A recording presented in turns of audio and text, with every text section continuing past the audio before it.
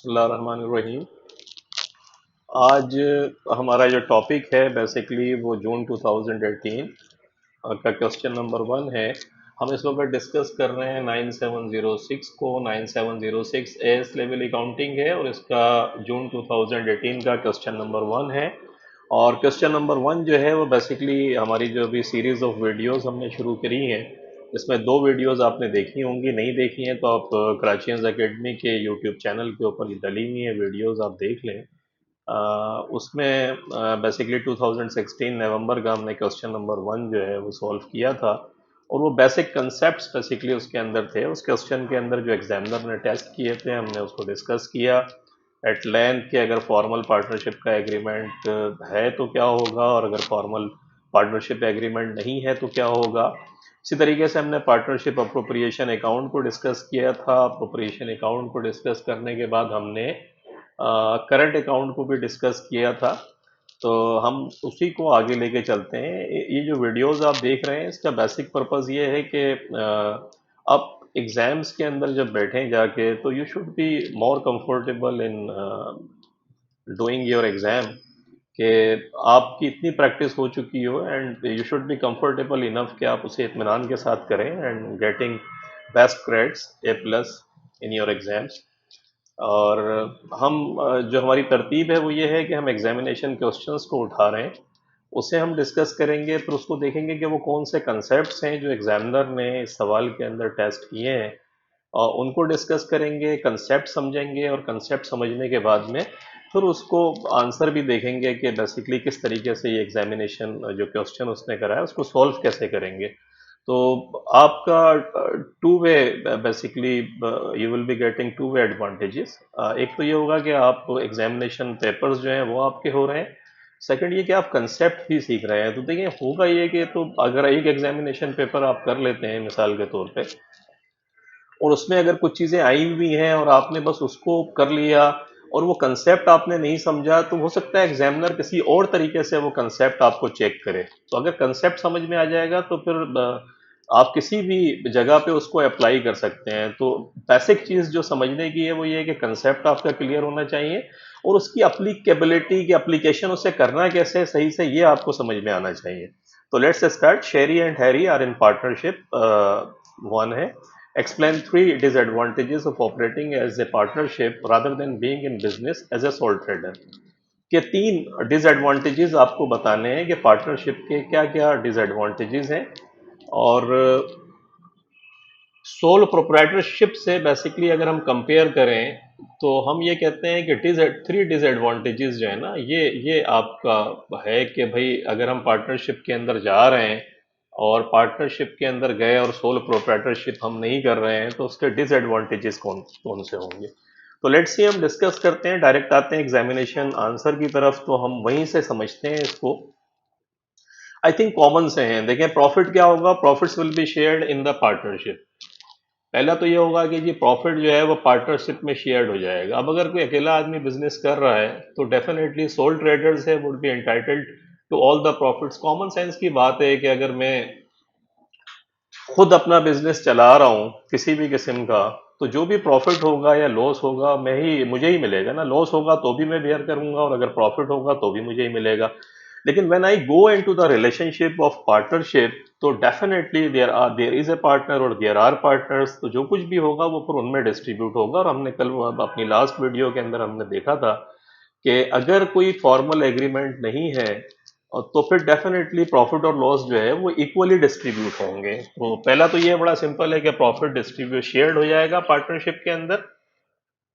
ये डिसएडवांटेज है। अगर सोल प्रोप्राइटरशिप होती या सोल ट्रेडर होता तो फिर वो उसको पूरे का पूरा प्रॉफिट मिल जाता। एक हो गया, डिसीजन मेकिंग में take longer as both partners will need to agree. देखिए इंपॉर्टेंट क्या होती है, कोई भी बिजनेस चलाने के लिए जरूरी है कि आपको फैसले करने पड़ते हैं, whereas sole traders can make instant decision. तो दो चीजें समझने की हैं। देखिए एक तो फैसले डेफिनेटली अगर कोई भी बिजनेस आप रन कर रहे हैं तो उस बिजनेस के अंदर आपको फैसले करने हैं। आपको डिसाइड करनी है लाइक एडमिनिस्ट्रेशन कैसे चलानी है, मार्केटिंग कंपेन कैसे होगी, इन्वेंट्री आपको कौन सी रखनी है, आप कैसी कौन सी स्ट्रेटेजी चूज कर रहे हैं जिसकी वजह से आपकी सेल्स जो है बढ़ेगी, आपका आपका टर्नओवर अच्छा होगा। ये तमाम फैसले हैं जो बिजनेस में करने हैं आपको, और इन इन सब के लिए ज़रूरी है कि जो लोग भी इस फैसले के अमल में डिसीजन मेकिंग का पार्ट हैं, अगर वो सब यूनानिमसली एग्री होते हैं तो ये पार्टनरशिप में फैसले होते हैं। और अगर कोई एक पार्टनर भी जो है उसका डिफरेंट पॉइंट ऑफ व्यू है तो डेफिनेटली डिसीजन मेकिंग में टेक लॉन्गर। वो क्योंकि एक पार्टनर एग्री नहीं है, फर्ज कर लेते हैं दो पार्टनर है, मेरा एक व्यू है, एक आप मेरे पार्टनर हैं, अब हम दो पार्टनर हैं मिलके, आपका जो पॉइंट ऑफ व्यू है वो ये है कि जी मार्केटिंग कंपेन के लिए हमें हमें सोशल मीडिया की टीम हायर करनी चाहिए, और सोशल मीडिया की टीम को हायर करके हम मार्केटिंग करें फेसबुक के ऊपर। मेरा पॉइंट ऑफ व्यू ये है कि नहीं जी, फेसबुक के ऊपर मार्केटिंग इतनी ज़्यादा बेहतर नहीं होती है, तो हमें कोई और ऑप्शंस करने चाहिए। हम इंस्टाग्राम को भी चूज़ कर सकते हैं जाके, या हम कुछ और कर सकते हैं। तो ये एक एग्जाम्पल के तौर पे मैं आपको बता रहा हूँ, तो आप डिफ़र कर सकते हैं, बिकॉज जब हम डिफ़र करेंगे तो डिसीजन मेकिंग जो है वो फिर डिले होगी। तो और हर फैसले के लिए ज़रूरी है कि पार्टनर जो हैं आपके वो एग्री करें। इसी तरीके से अगर आप कोई अगर सोल ट्रेडर है तो उसको ये एडवांटेज हासिल है कि वो इंस्टेंट डिसीजन कर सकता है, जो उसके दिमाग में आ रही है उसको वो इम्प्लीमेंट कर सकता है, because nobody is here कि जो उसको रोके। वो अकेले बिजनेस कर रहा है। तो सेकंड हम डिसएडवांटेज ये है कि डिसीजन मेकिंग जो है वो डिले हो सकती है। थर्ड ये है कि there is the risk of disagreement conflict between partners. ये एक इम्पॉर्टेंट है कि देखें, पार्टनरशिप, जब मैंने लास्ट लेक्चर्स में भी आपको लेक्चर में भी मैंने आपको बताया था कि ये पार्टनरशिप है बड़ा कॉम्प्लेक्स। साजे की हंडिया जो है वो चौराहे पे फूटती है, कि उर्दू का एक मुहावरा है। तो बिल्कुल इसी तरीके से एक कन्फ्लिक्ट हो सकता है जब डिफरेंट मेंटलिटीज के लोग अगर किसी भी वजह से वो अगर कोई पार्टनरशिप शुरू कर भी देते हैं, अगर उनके मेंटलिटीज डिफरेंट हैं तो किसी भी पॉइंट ऑफ टाइम के ऊपर जाके कन्फ्लिक्ट हो सकता है। देयर इज ए पॉसिबिलिटी, सही भी चल सकता है, लेकिन एक पॉसिबिलिटी, बहुत स्ट्रांग पॉसिबिलिटी है कि डिसएग्रीमेंट हो सकता है। सोल ट्रेडर के अंदर ऐसा नहीं होता। अगर वो है तो वो तो उसको खुद ही फैसले कर रहा है, तो उसमें डिसएग्रीमेंट का सवाल ही पैदा नहीं होता। और अगर डिसएग्रीमेंट हो जाए तो सम टाइम अगर मेजर किस्म का कोई कन्फ्लिक्ट खड़ा हो जाता है तो पार्टनरशिप ब्रेक भी हो जाती है। तो देयर इज ए पॉसिबिलिटी कि डिसएग्रीमेंट और कन्फ्लिक्ट हो सकता है। Each partners actions are binding on all partners. कि अगर कोई इंडिविजुअल पार्टनर भी है तो वो अगर कोई फैसला करता है जिस पे सब एग्री हो जाते हैं तो वो बाइंडिंग है सबके लिए। अगर फॉर एग्जांपल कोई हमने फैसला किया कि बिजनेस किसी एक पर्टिकुलर स्ट्रेटेजी के तहत चलाना है, वो बिजनेस अगर फ्लॉप हो जाता है तो सारे लोग जो है पार्टनर्स आर रिस्पॉन्सिबल, सबको पे ऑफ करना पड़ेगा। तो कोई भी एक पार्टनर जो है उसका डिसीजन सबके लिए बाइंडिंग है। जबकि अगर सोल ट्रेडर है तो सोल ट्रेडर के अंदर सोल प्रोप्राइटरशिप के अंदर तो ये इशू ही नहीं है, बाइंडिंग सही नहीं है, क्योंकि वहाँ ये अकेला ही है जो कुछ फैसले करेगा, उसकी रिस्पॉन्सिबिलिटी इसी के लिए बाइंडिंग है, बाकी के लिए नहीं है। Control of the business by each partners may be difficult. अब ईच पार्टनर, अगर हर पार्टनर जो है वो उसकी कोई ड्यूटीज उन्होंने आपस में सही तरीके से नहीं है। देखिए, हर आदमी की स्किल डिफरेंट होती है। एक अच्छी पार्टनरशिप वो होती है कि जिसके अंदर जो डिफरेंट पार्टनर्स हैं उनकी स्किल जो है प्रॉपर तौर पर यूटिलाइज हो। से फॉर एग्जांपल एक आदमी थिंकर बहुत अच्छा है मगर उसकी एग्जीक्यूशन स्किल नहीं है, तो वो सोच तो बहुत अच्छा सकता है, वो आइडियाज बहुत अच्छे देगा, लेकिन जब उसको एग्जीक्यूशन करने का अमल आएगा तो एग्जीक्यूशन में उसकी स्किल नहीं है। अब वहाँ जो दूसरा आदमी है उसकी सोचने की कैपेबिलिटी इतनी नहीं है, उसके पास आइडियाज इतने अच्छे वो सोच नहीं सकता, लेकिन जो आइडिया उसको मिल जाता है उसको वो एग्जीक्यूट अच्छा कर सकता है। अब ये दो डिफरेंट टाइप की स्किल्स हैं। अब इसमें ज़रूरी है कि अगर पार्टनर आपस में समझदार हैं तो वो अपनी अपनी स्किल के हिसाब से अपना रोल अगर तय करेंगे तो पार्टनरशिप अच्छी चलेगी। और अगर हर आदमी चाहेगा कि हर काम मैं कर लूँ और बिजनेस को सारे लोग मिलकर कंट्रोल करने की कोशिश कर रहे हैं, तो डेफिनेटली वो बिजनेस फ्लॉप की तरफ चला जाएगा। सोल्ड सोल्ड अगर ट्रेडर है तो उसमें ये होता ही नहीं है, क्योंकि सारा बिजनेस जो है वो खुद ही ऑपरेट कर रहा होता है। तो ये कॉमन सी रीजंस हैं जो आपने देखी हैं, और ये वो हैं जो हम आम जिंदगी के अंदर भी इसको देखते हैं। तो I think this is not very difficult. आप इसको अगर थोड़ी देर के लिए खुद भी दोबारा रिव्यू करें और रिविजिट करें जो मैंने कहा है, तो ये सारी चीज़ें आसान है। आप इसको पढ़ लीजिएगा, या दोबारा भी एग्जाम के अंदर आ सकता है, एग्जामिनर आपसे पूछ सकता है कि क्या डिसएडवांटेजेस हैं। तो यहाँ से फिर फायदे भी हो सकता है वो आपसे एडवांटेजेस पूछ ले, तो इसी को रिवर्स कर लीजिएगा। हमने इसी को देखा कि जो डिसएडवांटेज है पार्टनर सोल प्रोप्राइटरशिप के अंदर, वही जो है उसका फिर एडवांटेज की तरफ चला जाएगा। तो इसको आप इन आइदर वे देख लें तो दोनों सूरतों के अंदर हो जाएगा। तो चलें, ये वाला पार्ट हमारा कंप्लीट होता है, हम आगे आते हैं। सेकंड देखते हैं इसको, सेकंड क्या कहता है ये। एडिशनल इंफॉर्मेशन क्या ये बताता है, कहता है the following information was available for the partnership on 30 June 2017 कि ये एडिशनल इंफॉर्मेशन इसने दी है। कहता है बैंक ओवरड्राफ्ट। बैंक ओवरड्राफ्ट आपको पता है बैंक ओवरड्राफ्ट क्या होता है? बैंक ओवरड्राफ्ट का मकसद ये है कि बैंक में आपके पैसे नहीं है, एक्चुअली बैंक ने आपको एक फैसिलिटी दी हुई है, और वो फैसिलिटी ये है कि अप टू सर्टेन लिमिट जो है आप बैंक के पैसे को यूज कर सकते हैं, और इस फैसिलिटी के अगेंस्ट में आपको इंटरेस्ट देना पड़ेगा। तो keep it in your mind कि ये जो बैंक है, जो बिजनेस हम जिस वक्त बात कर रहे हैं इस बिजनेस की, जिसमें शेरी एंड हैरी हैं, ये बैंक ओवरड्राफ्ट पे चल रहा है, और ये अपने day to day running expenses के लिए जो है बैंक ओवरड्राफ्ट की फैसिलिटी यूज कर रहे हैं। और बैंक ओवरड्राफ्ट के ऊपर आपको फिर आप जहन में रखिएगा कि इंटरेस्ट आपको बैंक को देना पड़ता है। कैपिटल अकाउंट्स हैं, शेरी का 42,000 है, हैरी का 28,000 है। करंट अकाउंट बैलेंसेज एट 1 जुलाई 2016, 2016 और जून 30 टू 2017 को इनका ईयर एंड होता है। तो ठीक है, जुलाई से शुरू होकर जून पे खत्म हो रहा है।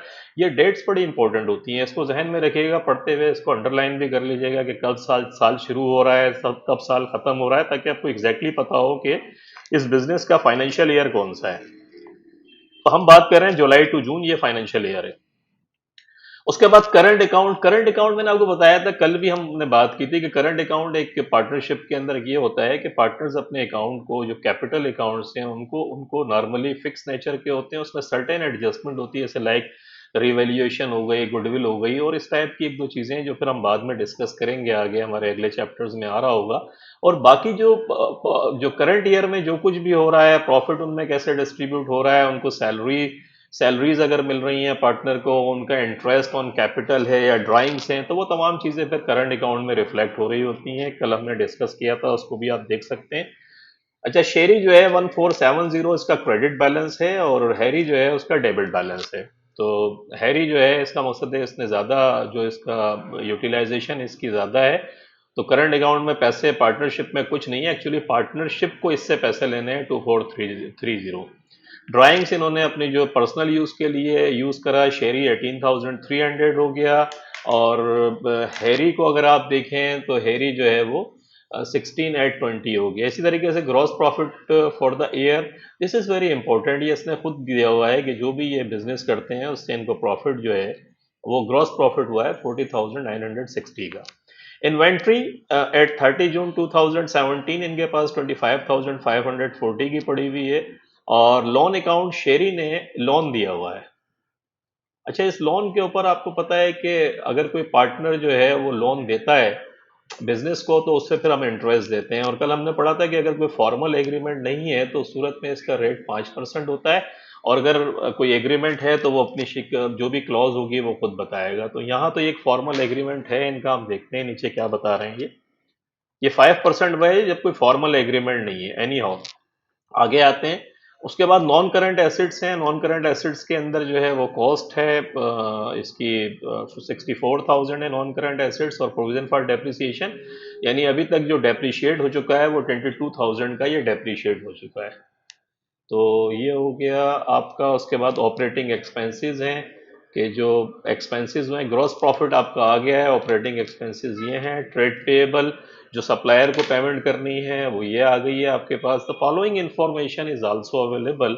ये इंफॉर्मेशन आपके पास इन्होंने और एडिशनल आपको बताई है। कहते हैं operating expenses included A payment for rent $3,450 for 3 months ended 31 August 2017।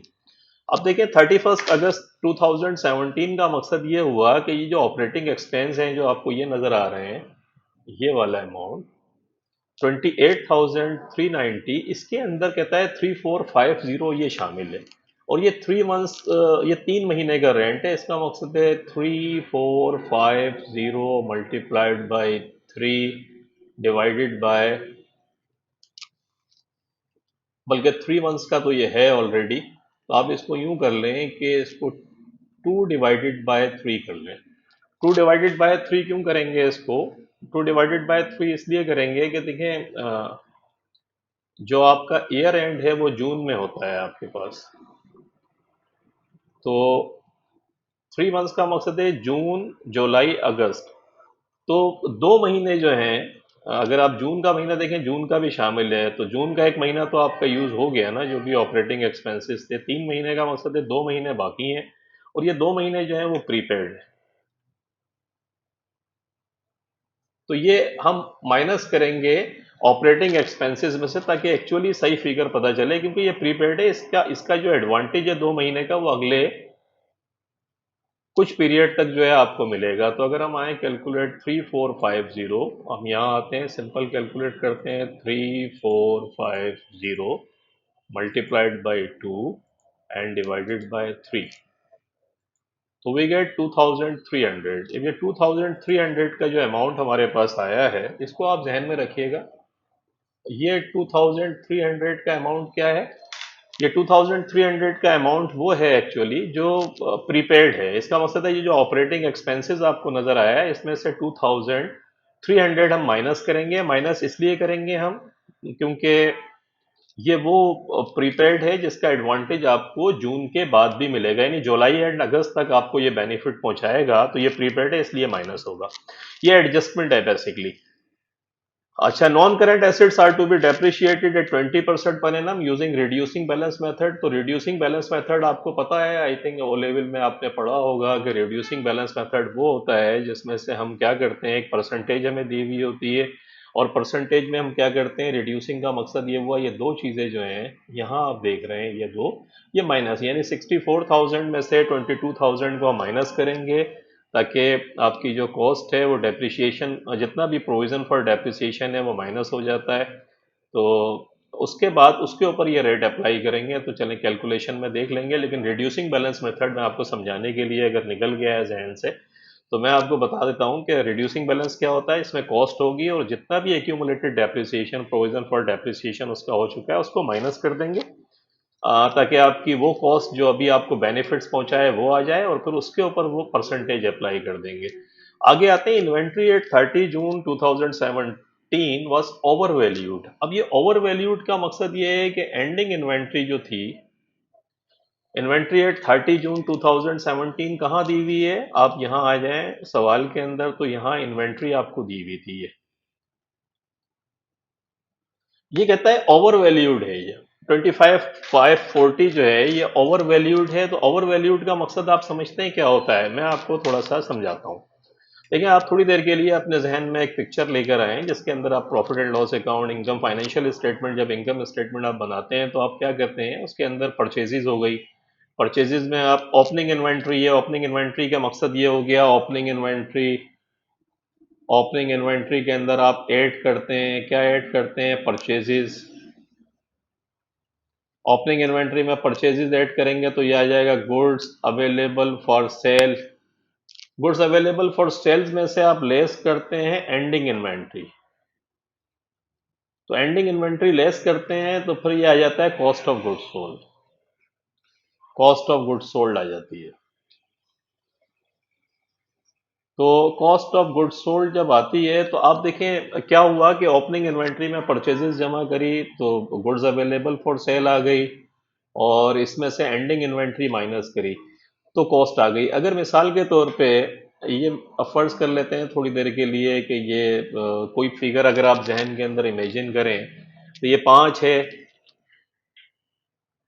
Opening inventory 5 थी, इसको 10 कर लेते हैं, तो 10 और 5 15 आ गया।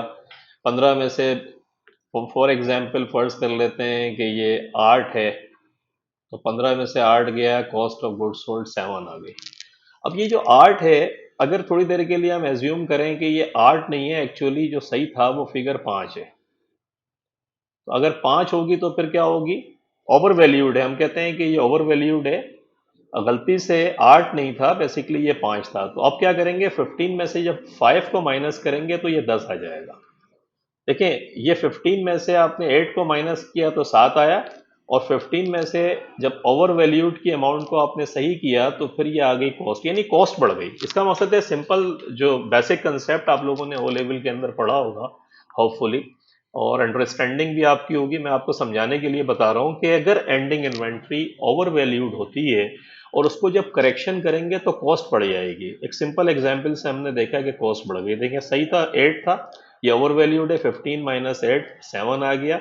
लेकिन अगर 8 के बजाय हम कहते हैं ओवर वैल्यूड है 8, ये 5 जो है वो बेसिकली सही फिगर है। तो 15 माइनस 5 इज इक्वल टू 10। और अगर देखें कॉस्ट अगर बढ़ेगी तो प्रॉफिट कम हो जाएगा। तो ओवर वैल्यूड का मकसद है कि इन्वेंट्री अगर ओवर वैल्यूड गलती से हो गई है तो इसका मकसद है ग्रॉस प्रॉफिट आपका कम हो जाएगा, क्योंकि कॉस्ट बढ़ जाएगी। जब कॉस्ट बढ़ेगी तो ग्रॉस प्रॉफिट जो है आपका कम हो जाएगा। तो ये आप जहन में रखें, बस सिंपल बेसिक एडजस्टमेंट है जो आई थिंक आप लोगों ने पढ़ी होगी। मैं आपकी मेमोरीज जो है फ्रेश कर रहा हूँ थोड़ी सी, और ये तमाम चीज़ें वो हैं जो आप ऑलरेडी पढ़ चुके हैं, और ये एडजस्टमेंट किसी और शक्ल के अंदर भी एग्जाम में आ सकती है। तो अगर आपकी ये अंडरस्टैंडिंग क्लियर है तो आप इसकी प्रैक्टिकल एप्लीकेशन, चाहे ये किसी भी, अब ये ओवर वैल्यूड के बजाय अंडर वैल्यूड दे सकता था तो उस पर ग्रॉस प्रॉफिट हम बढ़ा देते। कंसेप्ट क्लियर होना चाहिए आपका। नंबर 4 कहता है Sherry is to receive interest at 8% per annum on her loan to the partnership. अब देखिए शेरी जो है बेसिकली उसने क्या करा है, हम पढ़कर आए हैं सवाल। तो शेरी जो है उसने लोन है, और लोन 8% उसका है। तो ऊपर हमने देखा था कि शेरी ने एक लोन दिया है, यहाँ यहाँ था लोन अकाउंट शेरी, 8,000 रुपीज आता है। और मैं आपको बता चुका हूँ कि इस पे इंटरेस्ट है। अगर कोई एग्रीमेंट ना होता तो 5% था, लेकिन क्योंकि यहाँ इनका एग्रीमेंट है तो इस सूरत के अंदर क्या अप्लाई करेंगे। इस सूरत में ये बता रहा है कि शेरी इज टू रिसीव 8%, तो इंटरेस्ट 8% अब अप्लाई होगा इस सवाल के अंदर। Per annum on loan to the partnership no entries have been made to record the interest for the year ended 30 June 2017। कोई एंट्री नहीं हुई है तो हम कर देंगे। The balance of our loan account has remained unchanged throughout the year. पूरे साल यही फिगर रही है, चेंज नहीं हुआ, तो स्ट्रेट हमें फिगर उठा के अप्लाई कर देंगे। Life simple, no issue, adjustment सारी सिंपल हैं। कहता है prepare the income statement for the year ended 30 June 2017। Start the statement with gross profit for the year of 40,960 से स्टार्ट करना है। Start the answer. अब देखिए ये वैसे भी हम जब यहाँ पढ़ रहे थे मैंने आपसे कहा था कि 40, इसको आप जहन में रखिएगा, ये आपके एग्जाम के क्वेश्चन में भी दिया हुआ है। और अब आते हैं हम इसको हल करने के लिए। सिंपल है, कोई कोई इसमें रॉकेट साइंस नहीं है। I think that's easy. इसमें हम इनकम स्टेटमेंट से शुरू करते हैं। शेरी एंड हैरी का इनकम स्टेटमेंट है। कल जैसे जो जो लेक्चर था, लास्ट लेक्चर जो रिकॉर्ड मैंने किया था, उसके अंदर मैंने आपको बताया था कि नॉर्मली जो इनकम स्टेटमेंट बनती है, चाहे सोल प्रोप्राइटरशिप के अंदर बने या पार्टनरशिप के अंदर बने, उन दोनों के अंदर कोई फर्क नहीं होता। उसमें जैसे आप नॉर्मली बनाते हैं इनकम स्टेटमेंट, वैसे ही इनकम स्टेटमेंट बनेगी। There is no change. सिर्फ एक ये होगा इस इनकम स्टेटमेंट में कि लोन इंटरेस्ट का जो अगर किसी पार्टनर ने बिजनेस के अंदर लोन दिया हुआ है तो उसके लोन इंटरेस्ट को यहाँ पे शामिल करेंगे। देखें ये पार्टनरशिप का एक अकाउंट है जो वो यहाँ पर इनकम स्टेटमेंट में रिफ्लेक्ट हो रहा होगा profit for the year calculate करने के लिए। बाकी प्रॉफिट फॉर द ईयर जो आएगा उसके बाद जो कुछ भी पार्टनरशिप से रिलेटेड चीजें हैं, लाइक अगर किसी को सैलरी देनी है, इंटरेस्ट ऑन कैपिटल है, इंटरेस्ट ऑन ड्राइंग है, वो तमाम चीजें हम अप्रोप्रिएशन अकाउंट के अंदर ले जाते हैं। This is the only difference. कि एक चीज आप याद रखें, मैंने कल भी बताया था आपको कि जो लोन इंटरेस्ट है ये यहाँ पर इनकम स्टेटमेंट में आएगा निकालने के लिए। अगर किसी पार्टनर ने लोन दिया है तो उसके इंटरेस्ट की कैलकुलेशन जो है, जो भी अमाउंट आएगा वो इसका पार्ट बनेगा, और बाकी फिर सारा अप्रोप्रिएशन अकाउंट में जाएगा। तो इन दोनों में कोई फर्क नहीं रहता। अब आते हैं ग्रॉस प्रॉफिट। देखिए हमने लिखा income statement for the year ended 30 June 2017 हमने ले लिया, और उसके बाद हमने ग्रॉस प्रॉफिट से शुरू करा जो एग्जामिनर ने भी हमसे कहा था। उसके बाद लेस इन्वेंट्री एडजस्टमेंट। मैंने आपको बताया, देखिए पीछे मैं बता के आया आपको कि अगर इन्वेंट्री, क्योंकि ओवर वैल्यूड थी सवाल के अंदर, जो सवाल उसने कहा था कि इन्वेंट्री ओवर वैल्यूड है 380 से, और मैंने आपको इसके अंदर हल भी करके बताया है कि अगर इन्वेंट्री ओवर वैल्यूड है तो इसका मकसद है जब उसे आप सही करेंगे तो कॉस्ट बढ़ जाएगी, और अगर कॉस्ट बढ़ेगी तो फिर इसका मकसद है प्रॉफिट कम हो जाएगा। तो इसने एग्जामिनर ने हमसे कहा था कि 380 से ओवर वैल्यूड है, तो हमने क्या करा, ग्रॉस प्रॉफिट में से माइनस कर दिया। आई थिंक सिंपल है यहाँ पे कि ग्रॉस प्रॉफिट से माइनस करा तो $4580 आ गया आपके पास। फिर आते हैं इसके अंदर से रिवाइज ग्रॉस प्रॉफिट आ गया। तो रिवाइज ग्रॉस प्रॉफिट आने के बाद में लेस कर देंगे इसमें ऑपरेटिंग एक्सपेंसेस। अब देखिए ऑपरेटिंग एक्सपेंसेस क्या है। ऑपरेटिंग एक्सपेंसेस में 28,390 एग्जाम के अंदर एग्जामिनर ने आपको दिए हुए हैं। 28,390 आई थिंक इसके अंदर कुछ रॉकेट साइंस नहीं है, ये फिगर दी हुई है 28390, इसको हमने एज इट इज लिखा। वर्किंग दी हुई है इसके अंदर 28390। प्री पेमेंट जो मैंने आपसे कहा था कि प्री पेमेंट हम क्या करेंगे, 2/3 हम इसका निकाल देंगे, तो 2/3 कितना बना था हमारा, 28390, और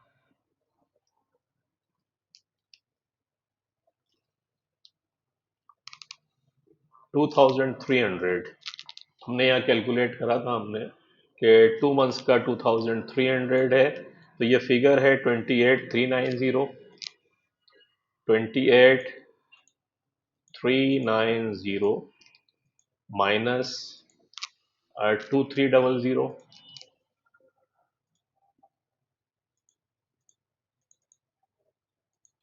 तो 26090।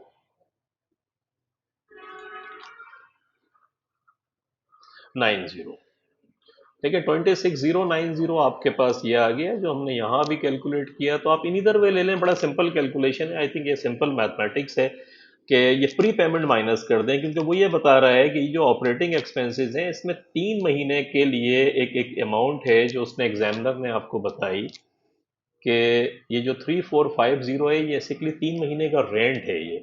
तो इसमें से 1 महीने का रेंट तो जून का सही है, क्योंकि आपका जो 3 महीने एंड हो रहे हैं वो 31 अगस्त 2017 को हो रहे हैं। तो जून, जुलाई, अगस्त, तो जून का महीना जो है वो तो सही रहा। 2 महीने का रेंट आपको बेनिफिट्स पहुंचाएगा, वो प्रीपेड है, इसलिए आपने इसको सिंपल तरीके से two two two two oblique three करके भी निकाल लें आप, ऐसे करके तो आपके पास ये अमाउंट मैंने भी आपको कैलकुलेट करके बताया। सिंपल कैलकुलेशन है, ऐसे कर लें।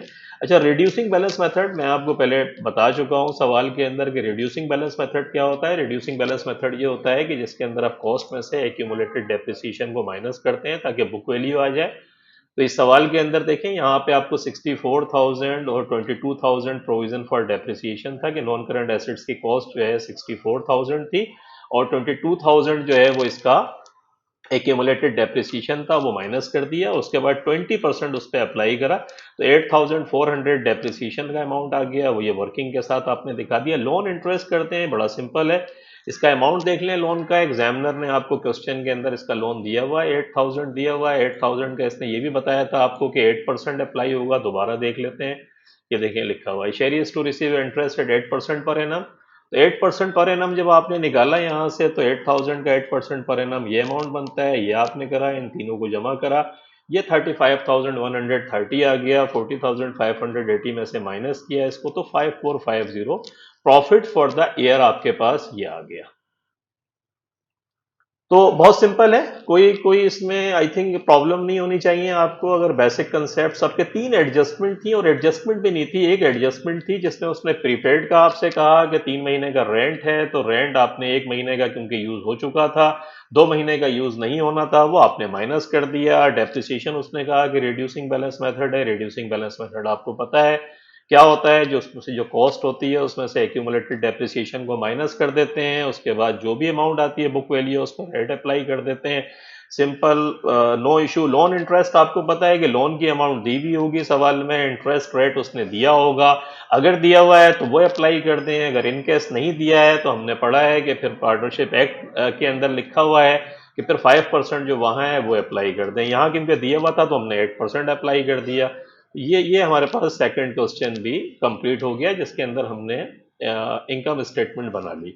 अब हम आते हैं इनकम स्टेटमेंट के बाद आगे। तो इनकम स्टेटमेंट में एक चीज बस आपको ध्यान में रखनी है, नॉर्मल तरीके से इनकम स्टेटमेंट बनाएं, सिर्फ जो लोन के ऊपर जो इंटरेस्ट है पार्टनर का उसको वहां से आप माइनस कर दें, बस वाइड एलिमेंट है जो वहां जाएगा। बाकी फिर प्रॉफिट आ गया, उसको हम देखते हैं कैसे बढ़ता है आगे। तो अब आते हैं एडिशनल इंफॉर्मेशन मजीद इसने दी हुई है। वो क्या कहता है आपसे, वो कहता है interest on drawing has been calculated as follows, कि जो ड्राइंग पार्टनरशिप की है उसके ऊपर ये इंटरेस्ट हमने दिया है, वो ऑलरेडी कैलकुलेटेड है, जिंदगी आसान। The partners are to receive interest on their fixed capital. मैंने आपको बताया, देखें कि जब करंट अकाउंट आपको दिए हुए गए हों, तो दिए हुए हों एग्जामिनर एग्जाम के क्वेश्चन में, तो इसका मकसद है कि फिर जो कैपिटल अकाउंट है वो फिक्स्ड है, उसमें सर्टेन नेचर की चीजें हैं, वो हम आगे डिस्कस करेंगे क्या क्या आती हैं। लेकिन नॉर्मली जो भी पार्टनरशिप के अंदर चीजें हो रही हैं, पार्टनर्स के साथ प्रॉफिट का बंटना हो गया, उनकी सैलरीज हैं, इंटरेस्ट ऑन कैपिटल है, इंटरेस्ट ऑन ड्राइंग है, ये सारी की सारी फिर करंट अकाउंट के थ्रू हम एडजस्ट कर रहे होते हैं।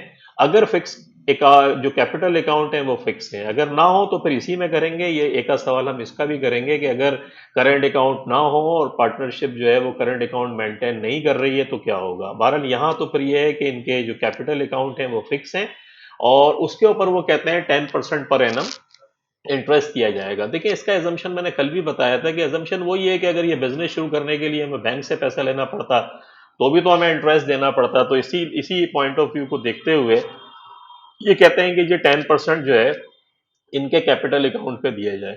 Residual profit and losses are to be shared in proportion of their capital balances, capital account balances. तो ये भी बड़ा सिंपल है, इसका मकसद है अप्रोप्रिएशन अकाउंट में जो भी प्रॉफिट बचेगा, जो भी इनके कैपिटल है उसकी एक रेशो निकाल लेंगे, वो हम देखते हैं कैसे निकालेंगे, और उसके बाद उसको बांट देंगे। तो चलें ये भी आई थिंक को बड़ा सिंपल सा है, हमने कल भी पढ़ा था, हमारी चीजें रिवाइज हो रही हैं। Prepare the appropriation account for the year ended 30 June 2017। I think good question के जिसके अंदर आपने देखा कि इनकम स्टेटमेंट बनी है, अब वो आपसे अप्रोप्रिएशन अकाउंट बना रहा है। तो अप्रोप्रिएशन अकाउंट हमें पता है क्या होता है, हमने बुक से भी पढ़ा था कि दोबारा हम कर लेते हैं। The appropriation account shows how profits और losses are shared between partners, के पार्टनर के दरमियान ये कैसे बढ़ रहे होते हैं।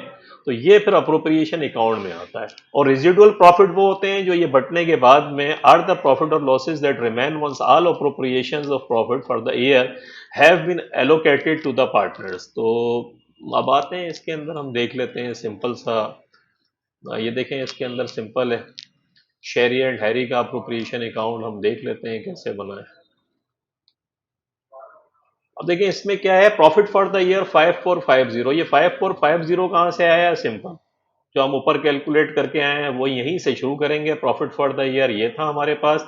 अच्छा, एड इंटरेस्ट ऑन ड्राइंग।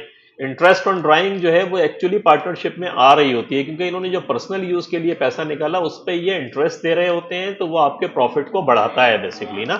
तो 310240 दिया हुआ है, ये अमाउंट देखें क्वेश्चन के अंदर दिया हुआ था, कोई रॉकेट साइंस नहीं है, कोई फनकारी भी करने की जरूरत नहीं है, सीधा सीधा अमाउंट उठा लें।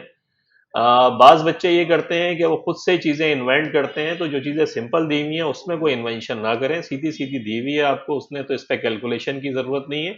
310240 ऐसे का ऐसे ही उठा लें। देखें यहाँ पे सिंपल हो गया, ये आ गया 550, इनको प्लस कर दिया हमने। प्लस इसलिए करा क्योंकि ये ऐड हो जाएगा, तो ये 6000 हो गया। उसके बाद हम आते हैं less interest on capital. Interest on capital जो है वो अलबत्ता आपको कैलकुलेट करना पड़ेगी। तो देखिए इनके कैपिटल दिए हुए हैं, आप सवाल में अगर देखेंगे तो सवाल में इनके कैपिटल दिए हुए थे।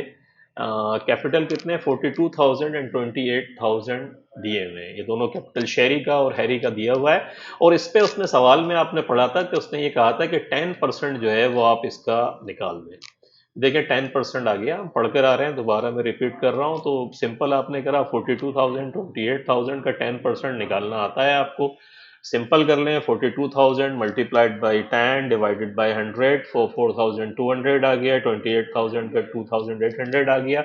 वो यहाँ आपने दोनों को लिख दिया। लेस इंटरेस्ट ऑन कैपिटल, ये एक्चुअली पार्टनरशिप पे कर रहा होता है पार्टनर्स को, तो ये लेस हो जाएगा, माइनस होगा। तो ये 7,000 हुए, आपने माइनस किया तो 1,000 का लॉस शुरू हो गया। प्रॉफिट नहीं है, लॉस आपका शुरू हो गया।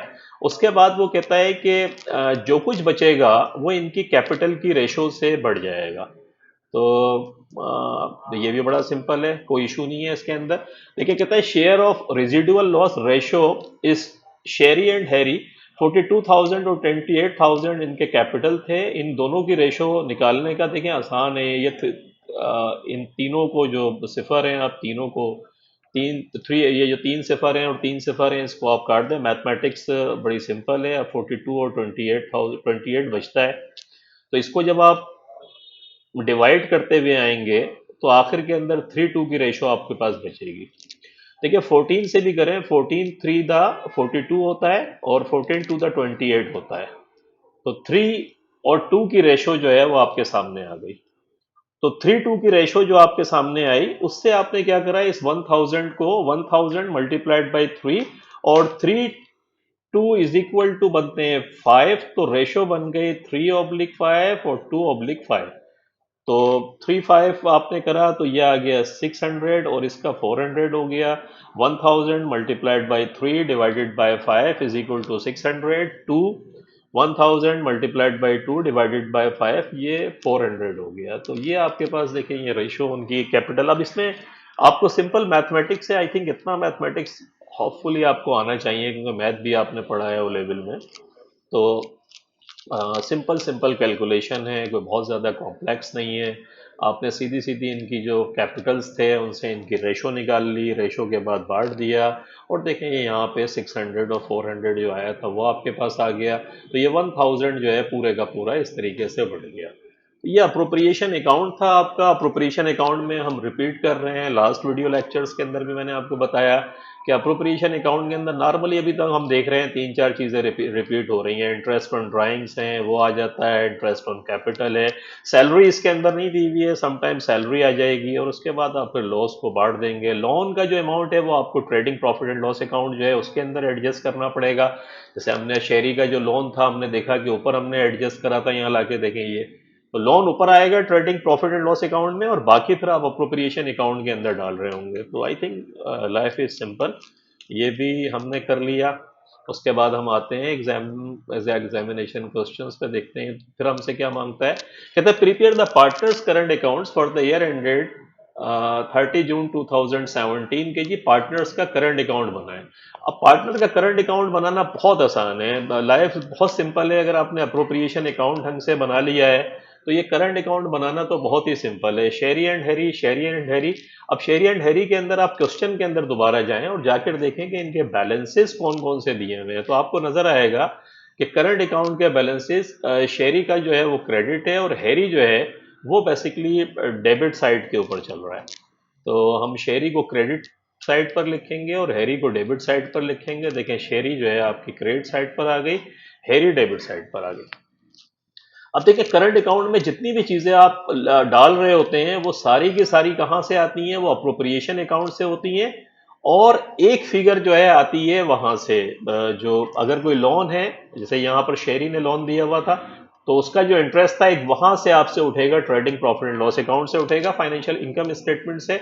तो देखिए सारी फिगर्स दी हुई हैं आपके पास। ये लोन आ गया शेरी को 640 का जो है, ये देखें यहाँ पे ये आ गया लोन इंटरेस्ट। तो लोन इंटरेस्ट आप यहाँ ले आए, ये लोन इंटरेस्ट शेरी का आ गया। उसके बाद इंटरेस्ट ऑन कैपिटल, इनके कैपिटल पे इंटरेस्ट देखें अप्रोप्रिएशन अकाउंट के अंदर आपने डाला है इंटरेस्ट ऑन कैपिटल 4200 2800। तो 4200 2800 ये बड़ा सिंपल हो गया। इसके बाद ड्राइंग्स के ऊपर जो एक तो ड्राइंग था, इंटरेस्ट ऑन ड्राइंग देख लेते हैं। तो इंटरेस्ट ऑन ड्राइंग हमें दिया हुआ था 310240 ये दी हुई है। ये भी सिंपल लाइफ है हमारी, ये डेबिट हो जाएगी डेफिनेटली, क्योंकि इन्होंने इनके करंट अकाउंट बन रहे हैं तो इनके पॉइंट ऑफ व्यू से तो इनको लॉस ही हो रहा है, बल्कि इनको पे ऑफ करना पड़ रहा है। ये चीजें वो हैं जो इनको मिल रही हैं। इंटरेस्ट ऑन कैपिटल इनको मिलेगा, लोन इंटरेस्ट ऑन लोन शेरी को मिलेगा। लेकिन अगर आप ये देखें इंटरेस्ट ऑन ड्राइंग तो इनको देनी पड़ेगी, तो फिर डेबिट नेचर हो गई। ये यहाँ आ गया, आपने देखा कि ये इस जगह के ऊपर आ गया। उसके बाद ड्राइंग जो एक्चुअली इन लोगों ने कितनी कितनी पर्सनल ड्राइंग निकाली वो भी करंट अकाउंट से जाती है। ड्राइंग देखें फिर दी हुई है आपको 18,300 और 16,080 तो ये भी आपने यहाँ पे लिख दी लाके। और उसके बाद जब ये चीज़ें आपने डाल ली तो देखिए नॉर्मली हमने लास्ट वीडियो के अंदर भी जो हमने 2000 आई थिंक 16 का जो पेपर किया था हमने, उसमें भी अगर हमने देखा था करंट अकाउंट सारा अप्रोप्रिएशन अकाउंट से ही बन जाता है और एक फिगर जो है लोन वाली आ रही होती है आपकी इनकम स्टेटमेंट से उठ के अगर है। अब उसके बाद इसकी बैलेंसिंग कर दें, बैलेंस करना आई थिंक रेजिडुअल। उसके बाद लॉस हुआ है, देखिए अगर प्रॉफिट होता तो क्रेडिट में आता, लेकिन ऊपर हम अप्रोप्रिएशन अकाउंट में देख चुके हैं कि 1000 का लॉस था और 1000 का लॉस ये बटा था 600 और 400। तो देखें लॉस फिर यहाँ पर आ गया उठ के, ये आ गया। उसके बाद फिर आपने इसको जब बैलेंस किया तो करंट अकाउंट का बैलेंस जो है वो शेरी और हैरी अगर आप दोनों को देखें तो ड्राइंग क्योंकि ज़्यादा थी तो अब दोनों का जो है वो डेबिट बैलेंस आ गया। पहले शेरी का क्रेडिट बैलेंस था और हैरी का डेबिट बैलेंस था, लेकिन अब इनकी ड्राइंग अच्छी खासी ड्राइंग है जो इन्होंने निकलवा लिए हैं पैसे, या जो कुछ भी इन्होंने निकलवाया उसकी वजह से अब 19210 19 ये बैलेंस है। इसकी बैलेंसिंग फिगर ये आ गई देखें 12,900 और 17,090, और ये क्योंकि अब डेबिट बैलेंस है, क्योंकि डेबिट साइड ज़्यादा है और क्रेडिट साइड कम है, तो बैलेंस बीडी अगले साल फिर डेबिट साइड पे दोनों का आ जाएगा, देखिए आगे। या आई थिंक लेजर आपने बनाए हैं, तो लेजर में ये कंसेप्ट आपको क्लियर होगा कि बैलेंसिंग फिगर कैसे आती है, तो यहाँ भी वही कंसेप्ट एग्जैक्ट अप्लाई हो रहा है कि बैलेंसिंग फिगर है। तो हम करंट अकाउंट को अगर हम देखें, तो करंट अकाउंट की स्टोरी शुरू हुई थी कि शेरी का क्रेडिट बैलेंस था और हैरी का जो है डेबिट बैलेंस था, लेकिन अब ईयर एंड के ऊपर आते हैं तो दोनों का डेबिट बैलेंस हो गया, और दोनों के डेबिट बैलेंस में इनके ड्राइंग का बहुत बड़ा अमल दखल है। तो एनी हाउ ये करंट अकाउंट आपने, तो करंट अकाउंट बना, करंट अकाउंट आपने समझा कि अप्रोप्रिएशन अकाउंट से बनता है, सारी फिगर अप्रोप्रिएशन अकाउंट से आती हैं। एक फिगर सिर्फ इनकम स्टेटमेंट से आएगी, वो लोन की फिगर होगी। तो करंट अकाउंट बनाना कोई सिंपल नहीं है, कोई कोई मुश्किल नहीं है किसी किस्म का। आपको सिंपल क्या करना है, क्वेश्चन से आपको देखना है कि डेबिट बैलेंस क्रेडिट बैलेंस जो है आपको सही तरीके से यहाँ लिखने हैं, और बाकी वहां से फिगर्स उठानी है, और ये ज़िंदगी आसान हो गई, आपका ये मसला हल हो गया। तो हमने अब करंट अकाउंट भी बना लिया। करंट अकाउंट बनाने के बाद हम आते हैं मजीद, देखते हैं इस सवाल के अंदर और क्या है। तो इस क्वेश्चन के अंदर मजीद क्या है वो देख लेते हैं। मजीद ये कहता है कि एडिशनल इंफॉर्मेशन है, Sherry and Harry are concerned about some aspects of the business is efficiency and provide the following information. Information क्या है, कहते हैं नॉन करंट एसेट्स टर्नओवर और टोटल पेएबल टर्नओवर, दो टर्नओवर हैं। और एक तो इंडस्ट्री की, इन्होंने जिस इंडस्ट्री के अंदर ये ऑपरेट कर रहे हैं उसकी एवरेज दी हुई है कि ओवरऑल वो इंडस्ट्री कैसे ऑपरेट कर रही है, और ईयर एंडेड 30 जून 2016 की फिगर दी हुई है इन्होंने, और इसी तरीके से ईयर एंडेड, ताकि आप कंपेयर कर सकें 2 सालों के अंदर।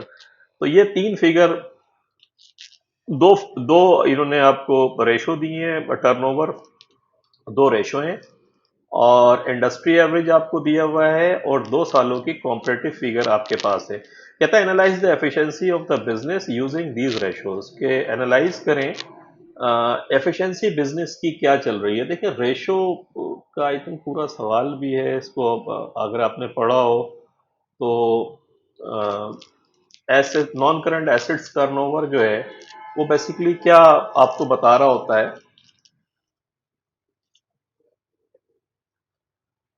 तो नॉन करंट एसेट्स टर्नओवर जो है आपको, वो सिंपल क्या बताएगा कि इंडस्ट्री कैसे ऑपरेट कर रही है, यानी जितने भी एसेट्स आपने बिजनेस के अंदर लगाए वो रेवेन्यू कितना जनरेट कर रहे हैं बेसिकली ना। नॉन करंट एसेट्स टर्नओवर आपको ये बताता है कि जो कुछ भी एसेट्स आपने बिजनेस में लगाए और वो रेवेन्यू कितना जनरेट कर रहे हैं। तो इंडस्ट्री का एवरेज है 1.34 टाइम्स जो है वो रेवेन्यू जनरेट करते हैं जो एसेट्स लगे हुए हैं। हमारे पास मसला ये था कि 2016 के अंदर 1.11 टाइम्स था, और 2017 के अंदर ये फिगर जो है वो इम्प्रूव हुई है। तो 2017 के अंदर अगर ये फिगर जैसे आप देख रहे हैं इम्प्रूव हुई है 1.11 से, ये फिगर हो गई है, आप देखें यहाँ इम्प्रूवमेंट है। तो इसका मकसद है कि हमारे एसेट्स जो हैं वो रेवेन्यू अच्छा जनरेट कर रहे हैं, and that's a good sign के यूटिलाइजेशन नॉन करंट एसेट्स की जो है वो बेहतर है।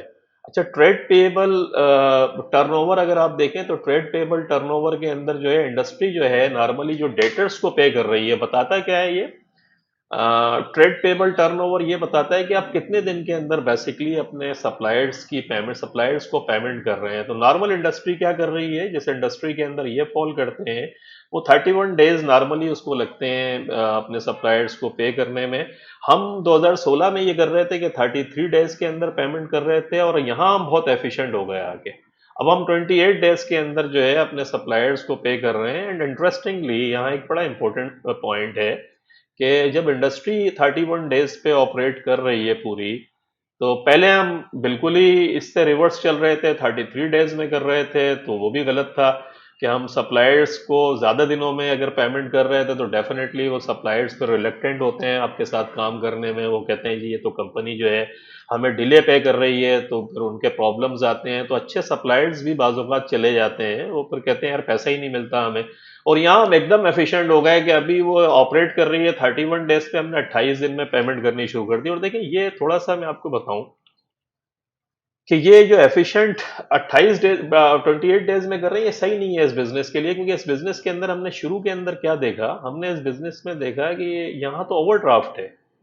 देखिए ये ओवरड्राफ्ट है, तो आई थिंक ये लिखने के लिए आपको बड़ा अच्छा है कि ये जो डेज हैं इनको दोबारा रिविजिट करना चाहिए, एफिशिएंसी सही नहीं है टर्नओवर डेज की। 168 का 80 का मकसद है कि ये तो ओवरड्राफ्ट पे कंपनी चल रही है, कि इसके रनिंग खर्चे जो हैं इसके लिए बैंक से इसने ओवरड्राफ्ट फैसिलिटी ली हुई है, उस पर इंटरेस्ट दे रही है।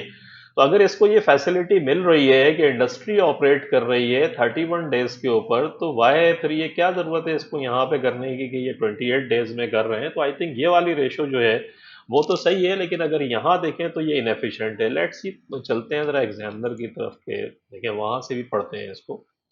तो the non-current assets turnover ratio has improved from being weaker than the industry average. अच्छा, non-current assets turnover ratio has improved from being weaker than the industry average to being better than the industry average, and or has also improved on the previous year. तो non current assets turnover ratio is improve, जो हम बात कर रहे थे, मैंने आपको explain करा कि from being weaker then the industry average, industry average से भी वीक थी पहले ना। देखें ये 1.34 था, तो ये 1.11 था।